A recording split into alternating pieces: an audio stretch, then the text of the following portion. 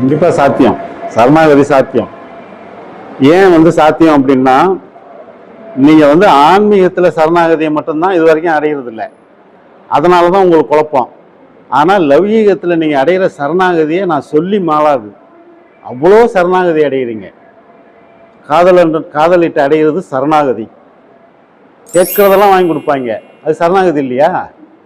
ஏன் எதுக்குங்கிற கேள்வியே வராது, அதுதான் சரணாகதி.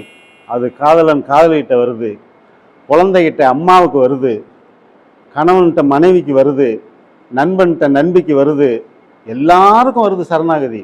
அது லௌகீகமாக இருக்குது. அதனால் நீங்கள் அதை அன்போடு செய்கிறீங்க. ரோட்டில் ஒருத்தர் திடீர்னு கீழே விழுந்துட்டிங்கன்னா ஓடி போய், அதாவது உங்கள் கையில் இருக்கிற பொருள்லாம் போட்டுட்டு ஓடி போய் தூக்குறீங்களே, அதை விட சரணாகதி அது. உங்களுடைய உடைமை பொருள், உங்கள் ஆஃபீஸ் பையில் இருக்க எல்லாமே அங்கே இருக்குது, தூக்கி போட்டுட்டு அந்த அம்மாவை தூக்கி ஓடுறதுக்காக ரோட்டில் ஓடுனீங்களே, அது என்ன பெரிய சரணாகதி? மிகப்பெரிய சரணாகதி. அதைத்தான் மகான்கள்லாம் சொல்கிறாங்க, உண்மையான சரணாகதினா அங்கே லௌகீகத்தில் காட்டுற சரணாகதியை இறைவன்கிட்ட காட்ட முடியுமா? காட்டினீங்கன்னா சரணாகதி தான்.